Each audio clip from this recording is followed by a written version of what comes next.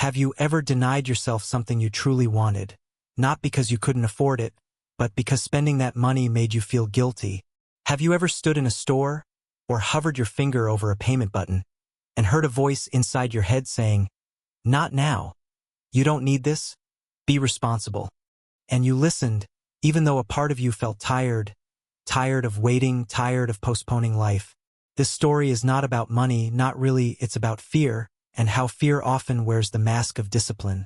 It's about how saving can sometimes become hiding, and how people confuse security with living. This is the story of David Chun. And if you listen carefully, you may recognize parts of yourself in him. David Chun was 28 years old, an accountant by profession, and a saver by belief.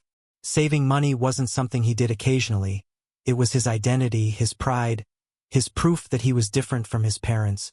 David grew up in a house where money was always missing, but worry was always present.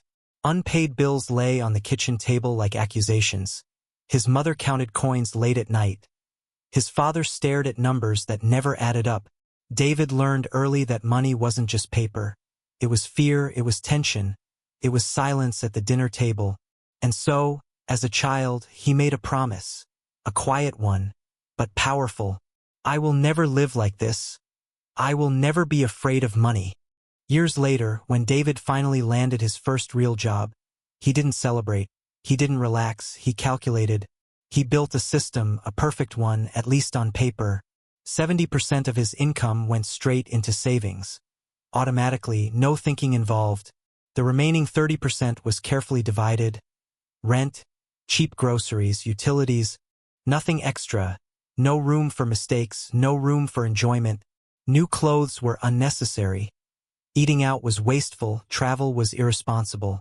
David told himself this was maturity, this was discipline, this was what successful adults did. Every single morning, before brushing his teeth, before checking messages, David opened his banking app. The number stared back at him, and he stared back at the number. It gave him comfort, a sense of control, a feeling of safety. But slowly, quietly, something else was happening. While his savings account grew larger, his life grew smaller. He ate the same meals, sat alone most evenings, and watched weekends pass without memories. Friends invited him out at first, then less often, then not at all. David noticed, but he told himself it didn't matter. This is temporary. I'm building something. I'll enjoy life later. Later became a dangerous word. At work, his coworker Maria once stopped by his desk, her face bright with excitement. "There's a professional finance conference next month," she said. "It's amazing for networking. It costs $300. $300. David didn't hear opportunity. He heard loss. His chest tightened, his mind started calculating, half his monthly spending budget gone. "I can't," he said. "Maybe next year." Maria smiled politely, but something changed. She stopped inviting him after that. Weeks later, David saw photos on social media. Maria smiling, meeting people, standing beside names he recognized in the industry. He scrolled past quickly, telling himself it didn't matter. Then came Tom's birthday. Tom had been David's best friend for over a decade. The one person who knew his fears, his dreams. The dinner was at a nice restaurant, not luxury, just nice. David calculated again. Dinner, drinks, gift. Not feeling well. That night, David sat alone in his apartment, ate instant noodles and checked his bank balance. The number went up, but something else went down. His phone stayed silent. His apartment felt smaller, and the quiet pressed heavier than usual. David didn't realize it yet, but his pattern was costing him more than money. It was costing him visibility, connection, and growth. And then, one Tuesday morning, everything shifted. His manager called him into her office. His heart pounded. His palms felt damp.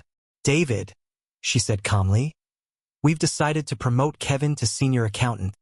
The words hit harder than he expected. "I don't understand," David said. "My performance reviews have been excellent." "They have," she replied. "Your technical skills are flawless." But Kevin invested in his professional growth. He attended conferences, built relationships, learned new tools. She paused, choosing her words carefully. You're doing great work, but staying safe isn't the same as moving forward. David walked back to his desk in silence. His face felt hot, his mind raced. Kevin earned the same salary. Kevin didn't seem rich.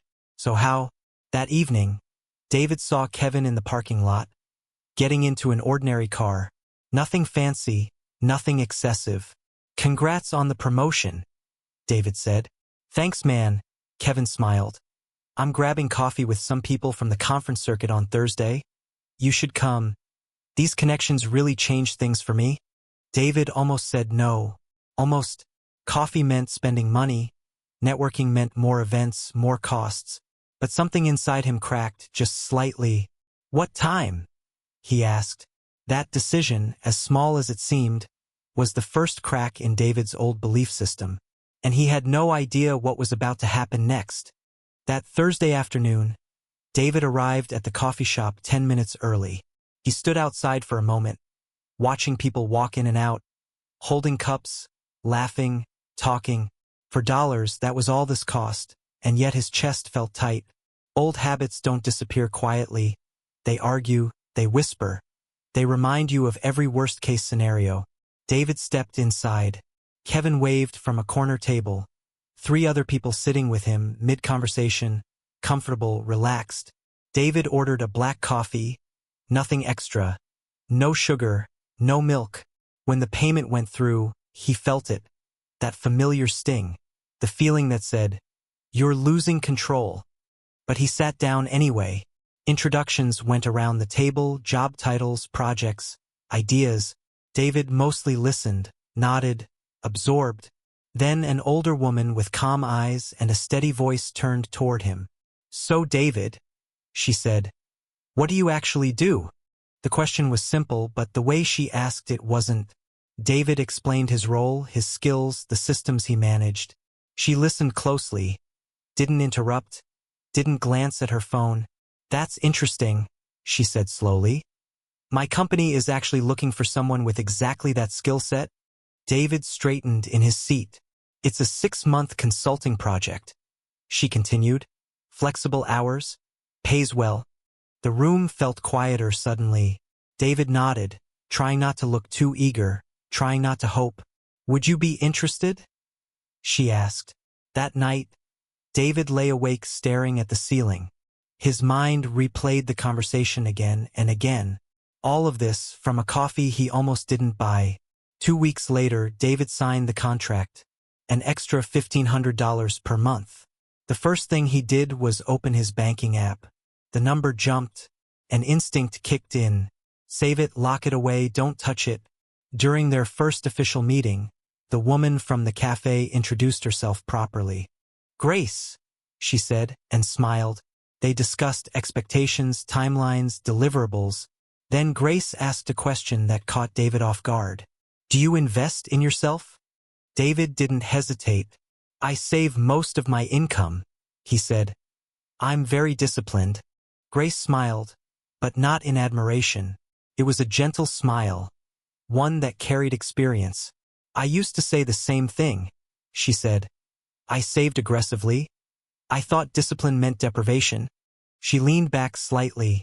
I was so afraid of being poor that I made myself poor in other ways.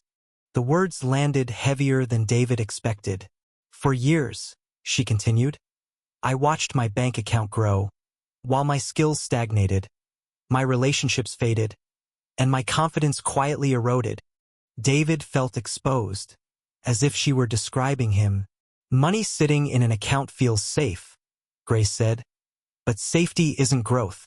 She paused, letting the silence work. Money is like water, she continued.